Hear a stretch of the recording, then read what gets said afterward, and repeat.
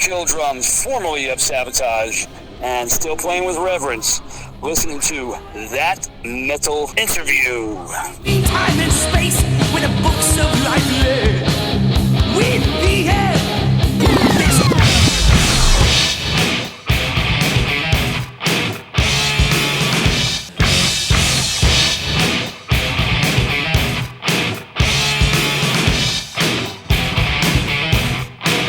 That Metal Interview.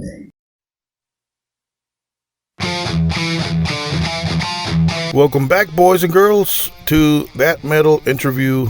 On behalf of your friend James, host of the podcast and show, where we interview rock and metal artists from across the globe and the spectrum. And on today's episode, we have none other than the original drummer, should I say, for the band Savatage.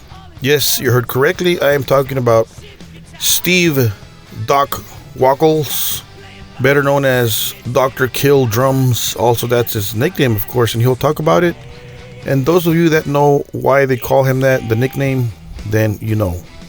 And he'll answer that question as I ask him. He'll give us an update on his band Reverence and see what's going on there. They have just announced a date, or I believe some dates in South America for 2025, so that is super exciting for us fanatics. But sadly enough, John Oliva, one of the co-founders, one of the few original guys left in the band, he's ran into a couple of health problems, and he posted that he will not be a part of those or that performance in South America. But the rest of the guys are going to be there, and we're talking about Zach Stevens on vocals, Chris Caffrey and Al Petrelli on the guitars. Johnny Lee Middleton, who's been there since 1985, give or take, will take the stage on the bass with Savatage. Jeff Plate on the drums. I hope I'm not forgetting anybody. Of course, somebody else will take John Oliva's place on the keyboards, and we'll see who that is. Anyways, let's go to our chat with the original drummer for this band, Savatage, Steve Doc Wacholz. And Doc will talk about how the band started, when and how, and he'll drop all the names, all the band names that came before the name Savatage, and how his experience was with the Oliva brothers and all that. Very cool stories you guys have to check out. Enough talking, here we go. Legendary Steve Doc Wacholz. Enjoy. Hey man, how's it going? Great. How you doing? You doing okay? Oh yeah, just working on one of my bikes. Oh really? Okay, cool. So first question I ask everybody, where are you? What part of the planet? What part of the planet? Well, unfortunately, but fortunately, I moved out of Florida about 20 years ago, and I moved to western North Carolina. It's a little town called Murphy. So I had a vacation home up here in the mountains before I moved here for, 5-6 years, and I loved it so much, I just had to buy a second home and told the wife, pack the dogs, we're moving to North Carolina. Wow, so I sold that house, sold my other house, moved in this house, built another house, and so I'm in pretty deep here. I'm here. Nice. So do you still own that gun shop? I do. Yeah, I started that back in 2012. I owned a company called North Georgia Gun Shows, and so I kind of ran that out of my house, and my wife one day said, you need a day job. I'm like, okay.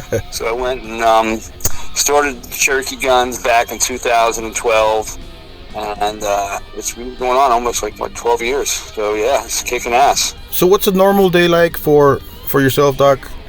Now that you're not in a band, or I know you got a Reverence, but what's a regular day for you like? Well, believe it or not, I get up about 4 in the morning. I have my coffee. I have my Honey Nut Cheerios. Got to have them. Yeah. And then basically get ready to head into work about 6 o'clock. I get there about 6:30. I'm usually there till about 4:30. Then I let my guys close the shop. And I put in a full day. I mean, it's never ending because I only have 5 employees. It's not a gigantic company, but we sell a boatload of guns. Let me tell you. Very cool. So, do you run into fans, Savatage fans, when you're out there in town? I guess. Once in a blue moon, there is a showcase on the far side of the shop that has some of the new Savatage LPs, the new ones that they're putting out.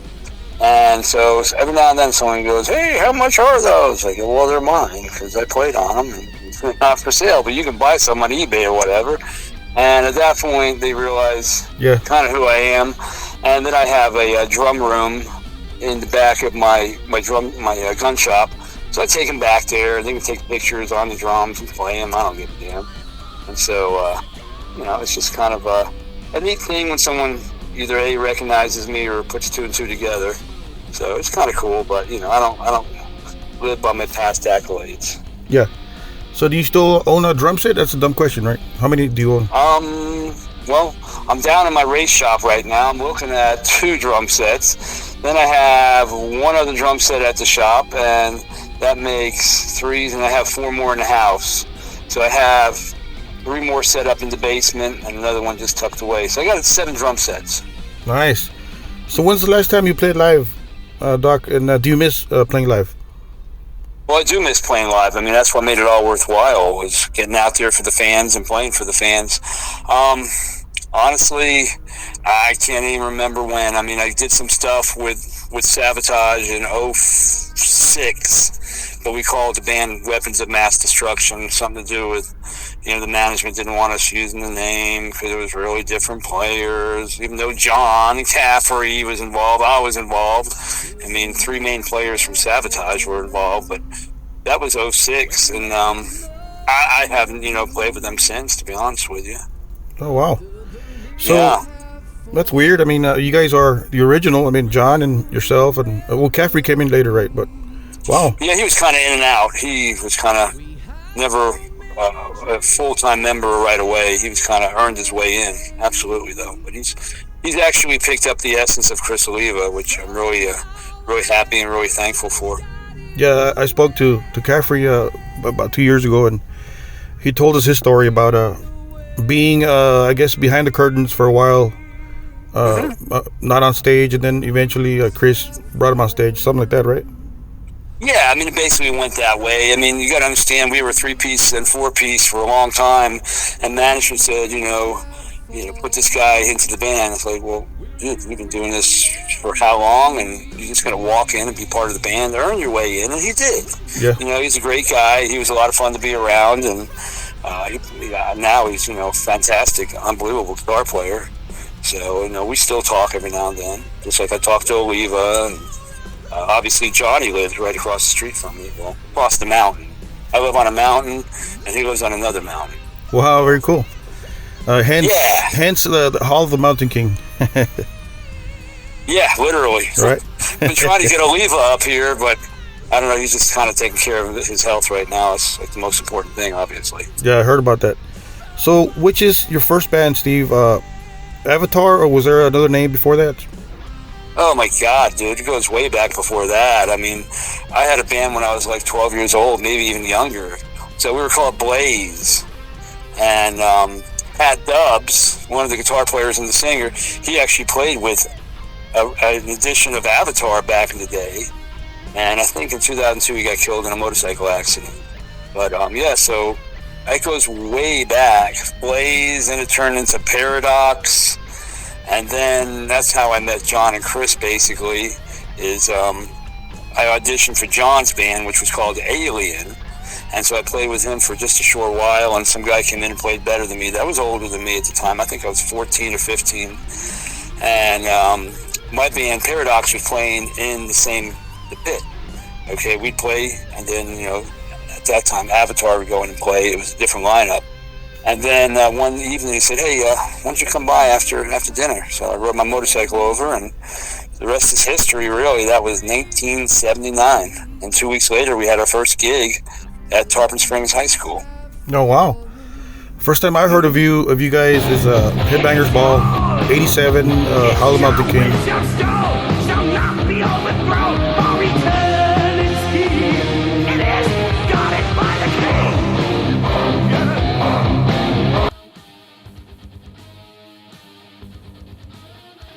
I went out there, bought the cassette, and the rest is history. I went backwards and discovered the rest of the stuff. So thank you for the the great music, the great stuff. Well, yeah, I appreciate it. I mean, it was a lot of fun back in the day, you know, just if it was the three of us when you really get down to it, and Chris and John were the main writers, obviously. And we had a lot of fun back in the day. It was just kind of all innocent, but there was always something special about the Oliva brothers. You know, it's just, Chris was just unbelievably talented for his age. Wow. You know, like at 14 years old, the guy was just like, he could play Eruption, you know what I mean? Yeah. It's just at another level that most 14-year-olds wouldn't even dream of. So it was great playing with the Olivas. Yeah, Chris was, for people that don't know, he was tuning down to a low C on the Hollow Mountain King. I'm not sure about the rest of the albums, and back then it wasn't heard of. I mean, some bands did tune down, but down to tune down C, it's kind of low, and he got that badass special sound right there with that tuning, right? Mm-hmm. So, were you aware of that, of the tuning, or? Of course. Yeah, of course. I'm sorry about that. No, yeah, and there was the other one thing, Power of the Night was at a different tuning too, and so, yeah, I mean, we always had something fresh and different from album to album, with the exception of one, which I'll leave nameless, and you know, that's the one thing with the Oliva brothers. There were endless riffs they'd come up with, the lyrics. I mean, they were just, both of them were just so talented. And then you add in the addition to Paul O'Neill, who got involved around Mountain King. So, you know, Paul added his 2 cents, and he comes from the Aerosmith camp in that way. And so Paul was kind of like the, you know, 5th member of the band that nobody knew. You know, they put him down as like a lot of just producing and engineering, but in reality, he did a lot of writing too with John and Chris. How did he end up in the circle? How did he end up? He met John, or who did he meet, or how did you get in there? I really couldn't put a real finger on it, from the fact that we fired our management back in '86, and I think it had something to do with the record company, or our new manager at the time was John Goldwater. Had something to do between Jason Flom from Atlantic, or obviously John Goldwater, getting Paul involved. And Paul was a savior in a lot of ways. You know, he pumped some money into the band. He got us on the Dio tour with Megadeth. You know, Paul had a lot of ins that we didn't have prior. You know, it's kind of sometimes a who you know business. And so Paul really put his best foot forward and helped us out. I mean, look what he did with TSO. I mean, that's all Paul O'Neill. Right. Yeah, I spoke to Oliva John maybe 3 years ago, and he did say that he was getting ready to go home and just throw in the towel and give up. And then here comes Paul with, just like you said, he pumped in some cash there. So, wow. Yeah, I mean, it basically came down to that one song that was on Dead Winter Dead. I think it's called Sarajevo 1224.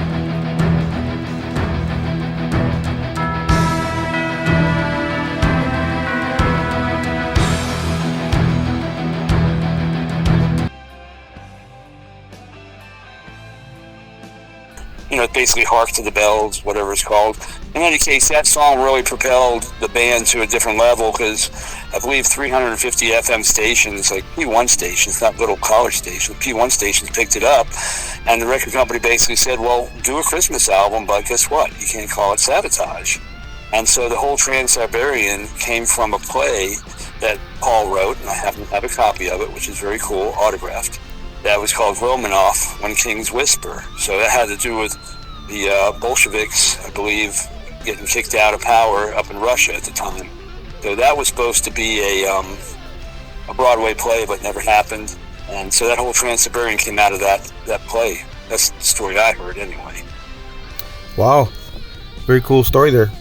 Yeah. Would you say Paul is solely responsible for Trans-Siberian?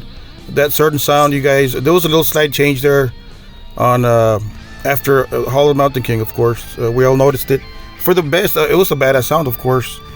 Is he the one with the ideas, or did him and John just got together and had these ideas?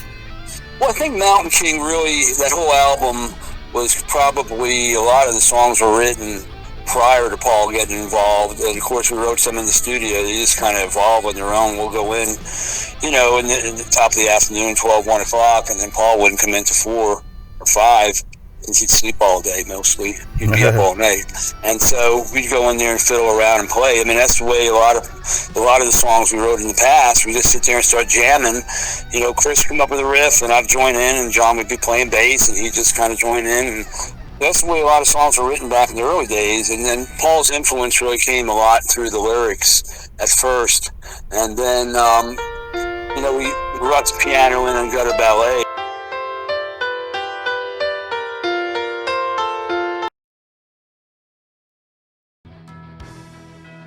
I mean, John's always played keyboards. I mean, John plays everything. Right. Plays drums, guitar, bass, keyboard, sings. Very, very talented. People don't realize how talented he is, or maybe you do. I don't know. Yeah. But so Paul did have a big influence, kind of more towards gutter, then of course streets, and so on. You know, you can hear the kind of the evolution of the band, and of course the last album that I did was Edge. Yeah. And he started recording. Wash your Handful of Rain.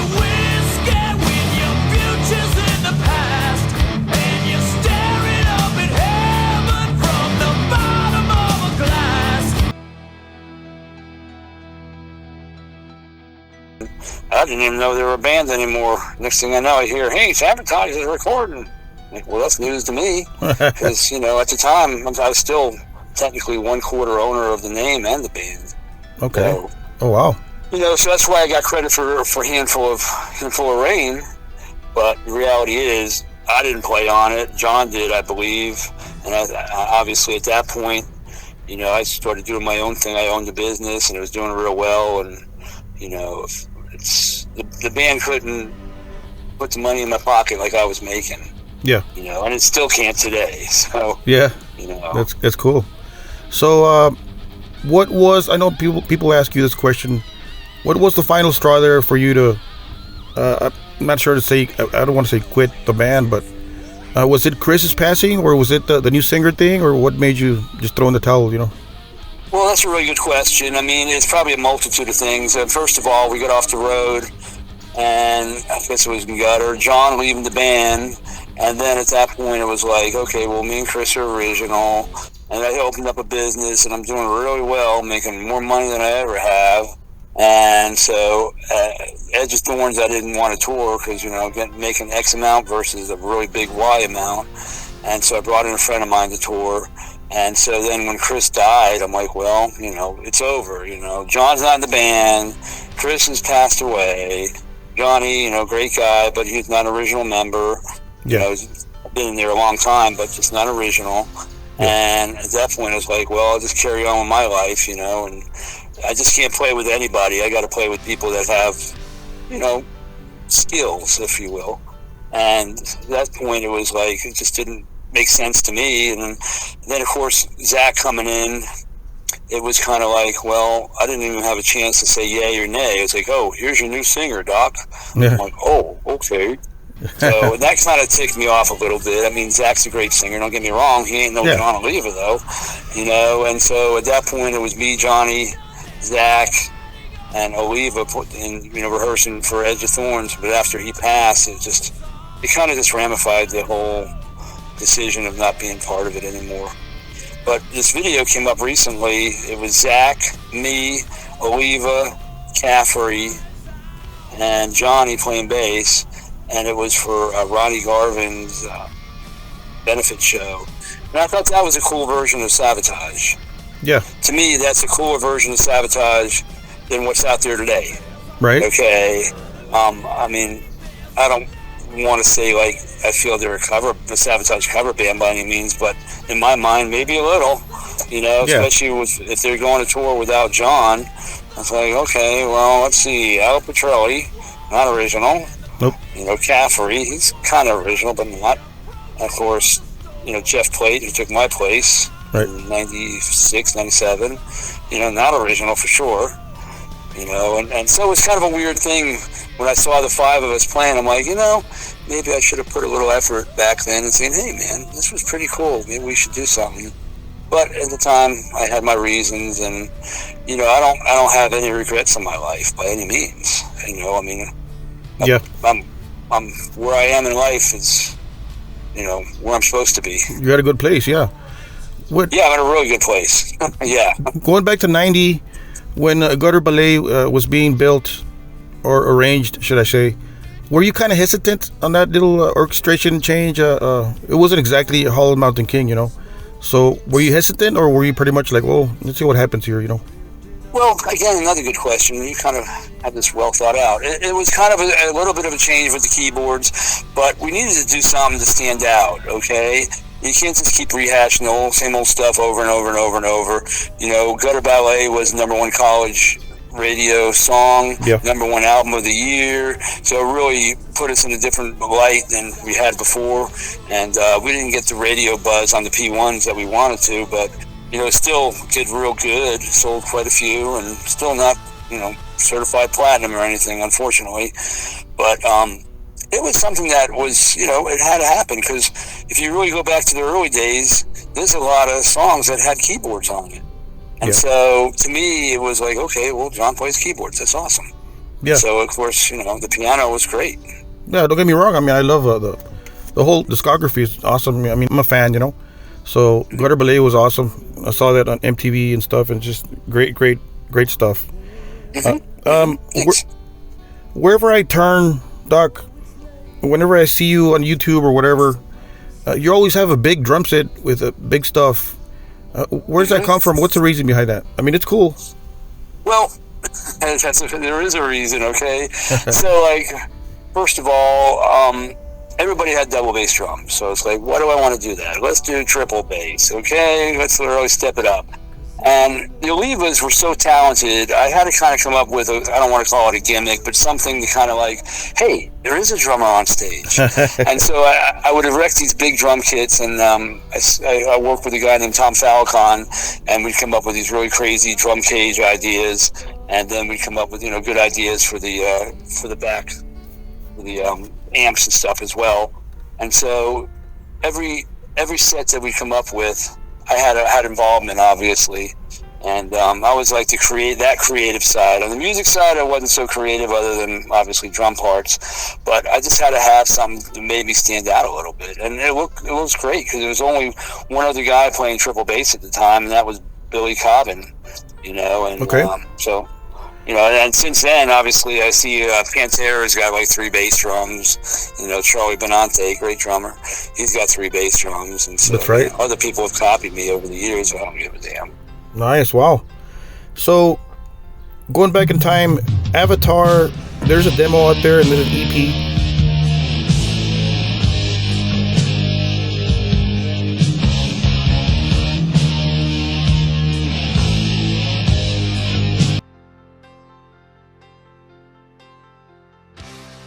Living for the Night and City Beneath the Surface, right?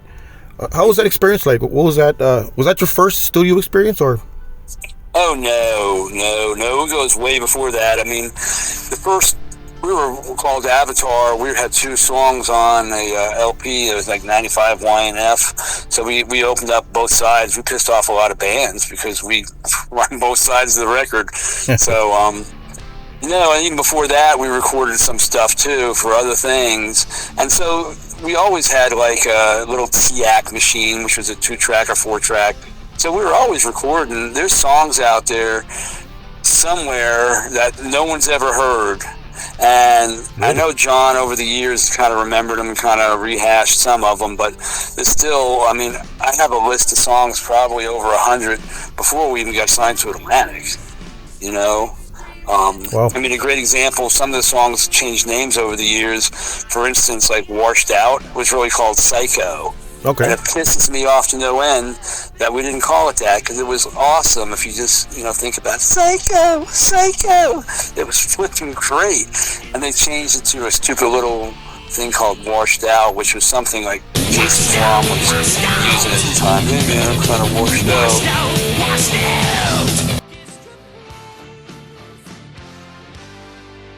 You know, so, you know, there's some old songs we did use, like Devastation was a real old one, City Beneath was another old one. So these were songs that they were doing. I used to just go in there and watch them play. Yeah. And as Avatar, it was a different version of Avatar at the time. And so I'd learn them. That's the thing, though. You know, I'd sit there and watch this. The drummer's name was Joe Kahn, and I'd watch them, and I'm like, okay.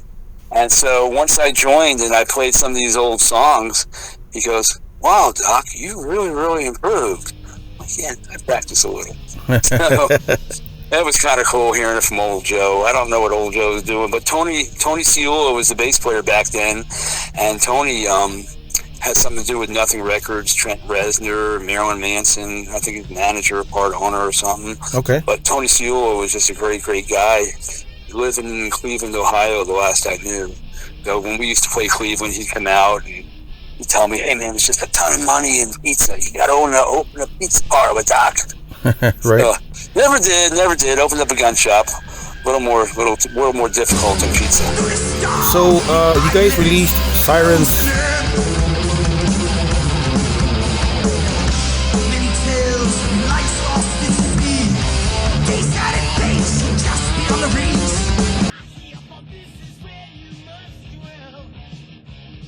About 83, give or take. At what point did you guys start traveling out of town gigs, if you will, or was it just local? Well, we'd probably stay within 100, 200 miles. We stayed within Florida, and then it wasn't until Power of the Night came out that we had the record company actually start backing us, and we were on a tour called, I think it was called like the Monsters of Rock or something stupid. Monsters of the Universe, that's what it was. It was us, a band called Illusion, which was part of Mother's Finest band. That was the name of the band, Illusion, but they were really Mother's Finest members. And then there was another one called Rogue Mail from England. So, like, you know, Rogue Mail's in this big-ass tour bus. We're in this, like, piece of shit flipping van / RV in the United States. And we were kind of just so pissed off that, you know, here we have, like, 3 records out, or 4 records, whatever at the time, 85. And, you know, they're in a flipping tour bus, and we're riding in a flipping RV with a septic tank attached to the front of the RV. So it's just, you know, it's a little aggravating, but probably 85 was the first time we kind of got out around the country. Okay, cool. How about locally? Was Nasty Savage and who else was out there in the local scene? Well, back then, yeah, Nasty, they used to come out and play with us all the time and open for us. And I heard the drummer passed away not too long ago, which he was cool. He was a cool dude. Curtis Beeson, something like that. That's right, yeah. And he used to sit behind me and play. I remember him saying, man, you play that just like the record. Like, yeah, I studied a little bit, you know? So, yeah, they're really great guys. We had fun with Nasty Ronnie. Yeah. And then Ben, I stayed friends with Ben over the years through, I used to manage a company in Tampa called Mars Music. And so those guys would come in. A lot of metal bands would go into Mars Music back in the day. So I kind of stayed in touch with a lot of those guys. When you guys were arranging Mountain King, that record, did you guys kind of get the feeling that you guys had something powerful here? Maybe, did you guys notice at all the difference in, I don't want to say hit songs, but what happened with Mountain King, of course, you guys became bigger, of course. Did you guys see that coming, or? Well, I mean, you don't see anything like that coming. You know, you just go in the studio, you do the best job you can do, you bust your ass, and, you know, you throw it against the wall and you hope it sticks. So there's no real, when you get down to brass tacks, security in this business that, you know, you just wrote a hit record or something. You hope you can, but there, you know, it's kind of like the soup of the day, you know? It's just, when metal was starting to get into a certain point, all of a sudden grunge came in and took over. You know, there goes the hair metal, there goes metal down the drain. Everybody's jumping on the grunge bandwagon with Nirvana and all those Seattle stupid bands. So, you know, and then, you know, what happens to all the hair bands? They all kind of go back underground again and kind of regroup. So it's amazing today to me that, you know, you still have the Rats, the Poisons, right, all these bands coming back around, and people are, you know, rediscovering them, and then people my age are like going back and just, you know, like, wow, I'm reliving my childhood watching Def Leppard, you know? Right. So you just don't know. I mean, look, we're flipping Savatage or CSO now. I mean, here they're getting ready to do some European dates or dates down in South America. I saw that. You know, you think about it, I mean, I was playing with the Olivas in 1977. What year is this? 2024, you know? It's crazy. It's crazy. They should have given you a call. I mean, all due respect to Jeff Plates, but... Yeah, well, I mean, I told Johnny, we can keep this between us, or I don't care if you prefer it. I said, look, if old Jeff has a meltdown because old Trumpy got in, you just let me know, man. I'm your backup, dude. And I can play every damn song, because I still play. I mean, I play 2-3 times a week. So. Wow, that would be great for the fans. A treat for sure. Watching you back there. Yeah, at least the band would have a 1,000 member in it, kind of, you know? So. Wow. But that's okay. I do what I do, and I love doing what I do. The first time you saw or watched one of your videos on MTV, what went through your mind? How did that feel? I mean, I thought it was cool. I mean, was I even in the video? I remember bringing my drum set down and paying for it, and all of a sudden they say, it's a wrap, and I'm like, wait a second, you didn't film me. I brought a drum tech up, I paid for the truck, and I had a killer drum set, and I'm playing on a rock the whole damn time. That's it's true. Like I was a mystery drummer, okay? Yeah, it's real true, and I was pissed. Wow. Paul O'Neill knew I was pissed. I definitely let him know I was pissed, because he was really kind of in charge of the video, and so he felt bad enough. He had my guys stop by the SIR studios and pick up a bunch of Aerosmith gear. So I guess that was his way to make it better, so. Where was that video? You're talking about Mountain King, of course. Where was that shot at? King. It was Howe Caverns in Syracuse, up in that area of New York. So it's like 70, 80, 100 foot down into the mountain. You had to take an elevator down. It wasn't like you just walked into it. So yeah, it was cold and clammy down there, dude. And they put me up on some rock. It's cool. It's a cool video, though. I mean, it's awesome. Sure. Yeah. Right? And the funny thing is, I don't know if you see the part with the King, those jewels. Yeah. Those are actually Aerosmith's jewels from one of their albums. They cover their album, and I think it was called Aerosmith Jewels. And those are their jewels. Okay. Wow. Cool insights. I didn't know that. So. And I'm like, so anyway, yeah. So those are Aerosmith jewels that were in that video, and David Krebs wasn't very happy about Paul Barn. I can tell you that. So what did that video? What did that bring to the band? Did you guys get bigger offers, bigger tours? What did that do for the band? Still trying to figure that out to the day. I don't know. I mean, we got some notoriety out of it. Obviously, people started discovering us because it was a cool song and still is a cool song to this day. But it's, we're on the Dio Megadeth tour. We got kicked off a few dates. They took my drum riser away. Had nothing to do with me. Probably had something to do with somebody that held a microphone. So, it was just typical of the day back in the day, I guess. I don't know, just one of them things. We had fun though. Yeah, up until I guess John body slammed Dave Mustaine. Really? Kind of went downhill from there. That happened. Wow. Oh yeah, it happened. Yeah, I was there. I watched it. Yeah, I watched it. All right. So. Yeah, I've heard some stories. Yeah. Well, that was their mistake for leaving Dave Mustaine hanging with us, okay? So, I mean, back in the day, we all kind of partied a little bit, Yeah. And so, that's a whole nother story. Let John tell you that one day. I don't want to ruin it. He tells it better anyway. Oh, but it's true. It's true. Or ask Dave. Dave will tell you, maybe.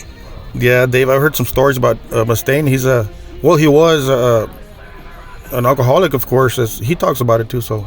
I can imagine. It was just, if you think about you're in your 20s, you're having a blast and doing what you dreamed of doing all your life. And, of course, there's alcohol on the rider, beer. And so it's just, when in Rome, do what the Romans do, right? Going to Age of Thorns, did you record drums on that or maybe some songs or the whole thing? I did probably 90%. And then I think there was a song or two written after I got my parts done. And I think John or somebody played on a couple songs. So, it don't hurt my feelings none. Yeah. So. What's on your playlist, Doc? What do you listen to? Is it just rock metal? Or do you listen to pop, country? I play to a lot of Whitesnake. Because Tommy Aldridge being like my my hero, my favorite drummer, and I can emulate a lot of his stuff. And you know, I saw him when I was like 15 years old. I'm like, I can do that. And I took it to another level in my playing ability and throwing sticks in the air. So it's kind of more of an acrobat, if you will. So he was my main influence growing up, and so I don't know how many Whitesnake albums he did, right? Because I play a lot to the live album too, which he did a lot of the live albums. So he's just at another level of drumming. He's 74 years old, still kicking ass. I'm 62 years old, still kicking ass. I mean, I race motorcycles, I race go-karts, I ride motorcycles, I have fast cars, you know. I haven't grown up yet, you know? Right. So I'm still a kid at heart, you know. I'm 62, but I feel like I'm 22. Speaking of rock stars, Tommy Aldridge, who's the biggest rock star you've met? Well, back in the day, we met Kiss. You know, then my buddy Eric plays drums for Kiss. Okay. Eric Singer.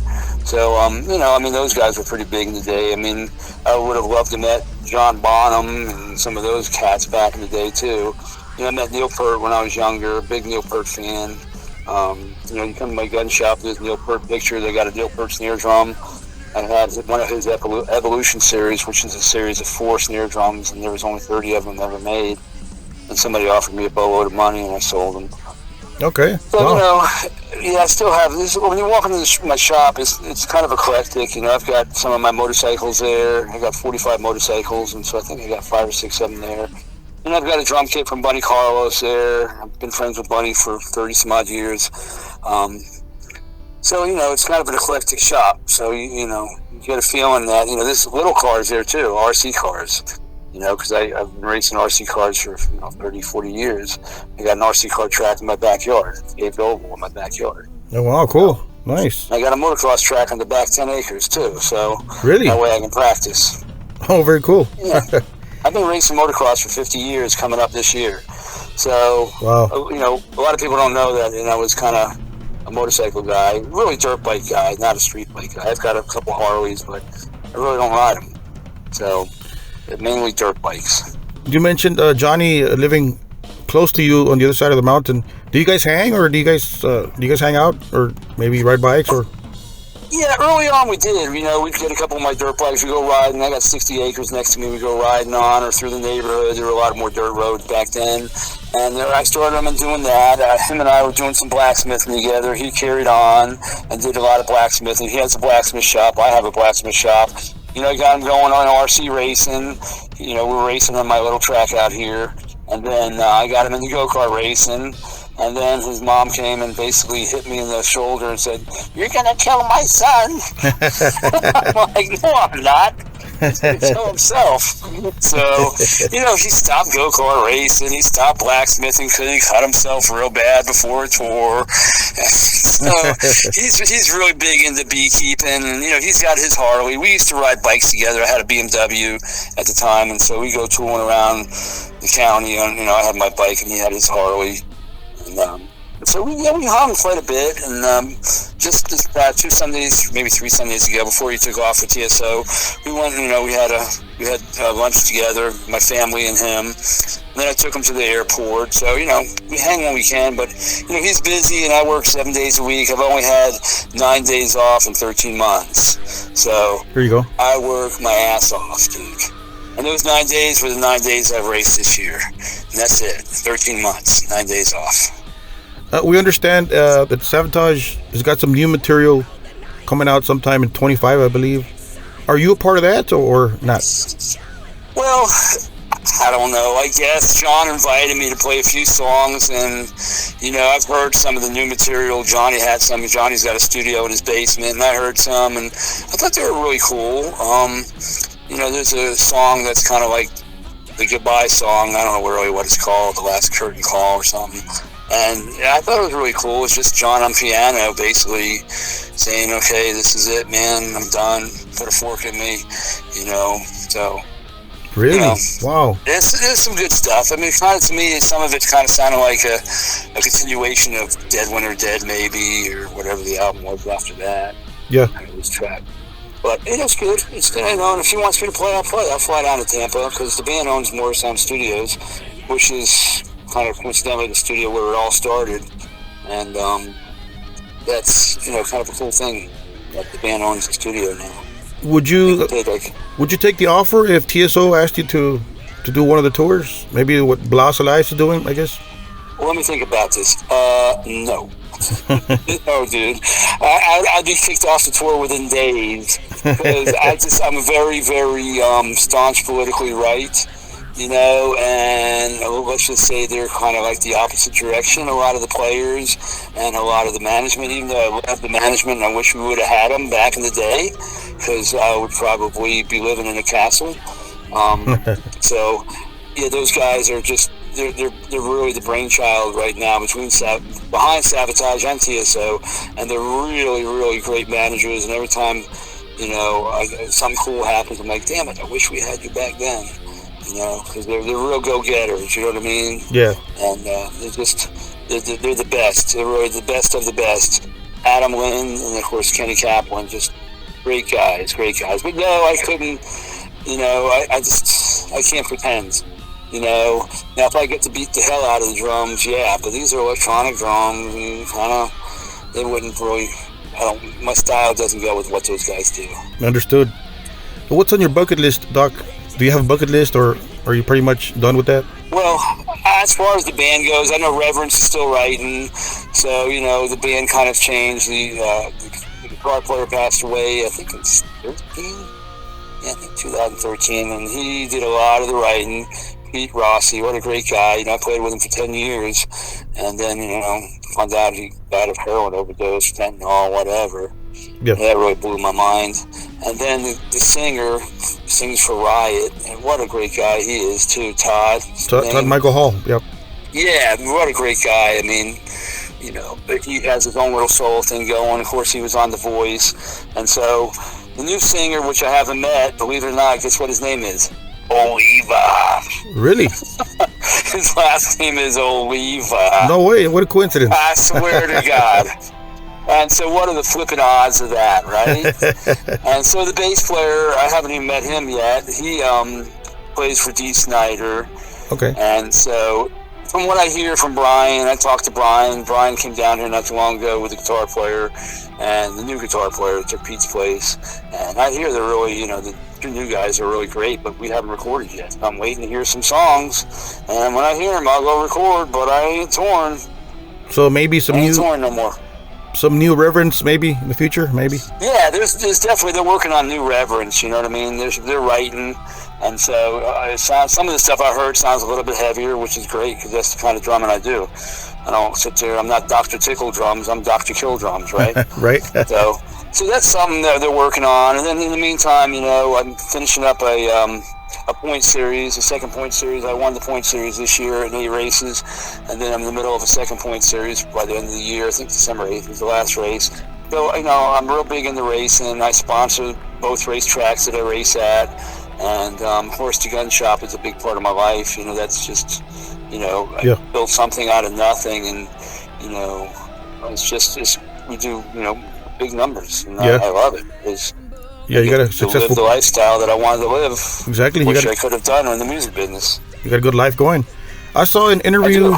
I believe it was an email interview, kind of, and you mentioned in there that you used to ride bikes as a little kid with Chris Oliva.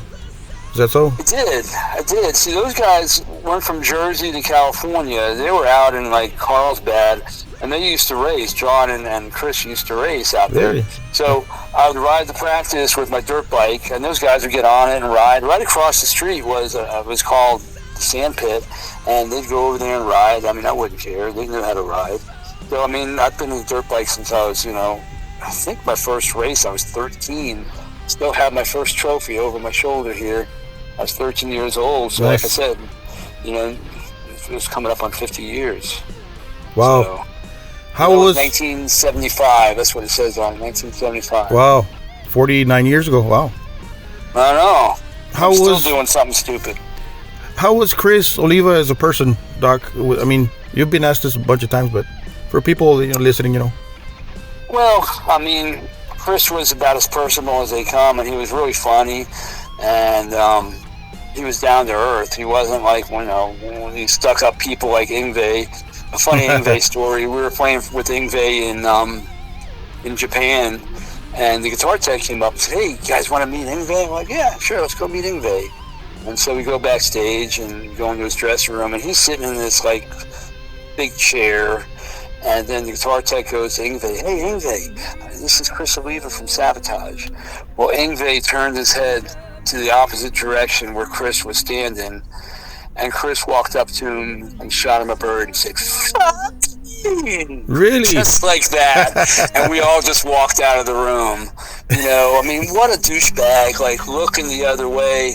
And Chris goes, I'm going to blow his ass off stage tonight. And we were playing Budokan, and he did. He fucking blew Yngwie away that night. Wow. At another level, because fucking Yngwie just pissed him off. Wow, what a story. But that's a true story, yeah. And Chris was just down to earth. He was just a regular guy, like, you know, like I am. Johnny's a regular guy. John's regular, you know, and he was just super duper talented. You know, I can't even fathom what kind of guitar playing he would be doing today. And if he was around today, I'd probably still be involved with the band, you know. Right. I really do think so, because, you know, him and I we went to high school together. We were playing in jazz band, which we turned into rock band. The music teacher realized what a great guitar player he was, and we put all these leads into all these songs that normally wouldn't have leads, you know. And so, you know, we'd play in front of the local school, and he would blow everybody away. You know? Wow. Yeah, and he was in 10th grade, and I think I was in 11th grade. And then he'd go out at lunch, and he'd bring his acoustic guitar and just play in front of a bunch of people. You know, like all the stoners would hang out in the parking lot, right? And he'd go out and play in front of a bunch of them. So, yeah, it was great growing up with him. I'd miss him a lot, man. I really do. I really miss the guy. And, of course, Johnny does, too. Johnny was best friends with him. Before we let you go, Steve, what's next on your agenda here? Of course, you got the shop. And your hands are full. What's next, I guess, musically for yourself? Just waiting on Reverence, and of course, if SAVATAGE, you know, wants me to do a couple songs, I'm more than happy to jump on a plane and do a few songs. You know, John and I have been talking over the past year, and, you know, he knows I want to, and he wanted me to. He came out in some interview saying that I was going to be invited to do a few songs, so I'm there. Wow. It's a treat for us fans, so hopefully you get to be a part of the record. Awesome. Or on stage. That'd be great. Yeah, that'd be even better. You know what I mean? So, yeah, I play quarter notes. The other guy plays eighth notes. Right. If he hears this, he'll know what I mean. Yeah. I saw the interview. You talk about that. You got more time for the stick twirls, right? Because of the quarter notes. You do? Yeah. I was watching a video the other day, and I'm like, why the hell is he playing eighth notes? Right. It's like, why? You're ruining my part, dude. Play quarter notes. Just simple quarter notes. Anyway, man, I do appreciate you calling and remembering an old hack like me. I'm just an old redneck living in the woods with too many guns and too many motorcycles. Well, you're a hero to us metalheads, and we appreciate your work, and you're just a metal icon to us. So appreciate I appreciate that. It's awesome that you're down to earth, Steve. Thank you, and maybe we'll see you on the road sometime. Thank you. All right, my brother. Thank you very much. Awesome, appreciate that. Legendary status for sure. Mr. Wacholz is a metal legend, a drummer of drummers, an in-the-pocket, iconic drummer, should I say, for the band SAVATAGE and Reverence. And there you go. He gave us an update on Reverence and on his life. See what he does on a day-to-day basis. And thank you guys for joining us once more. To the newcomers, welcome as well. Thank you guys for giving us a chance out of hundreds and hundreds of different rock podcasts.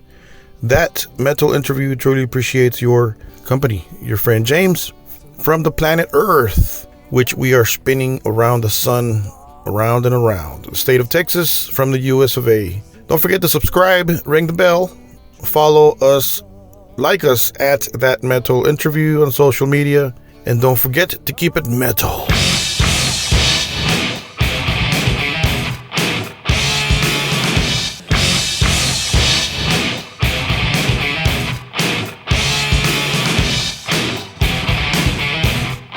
That Metal Interview.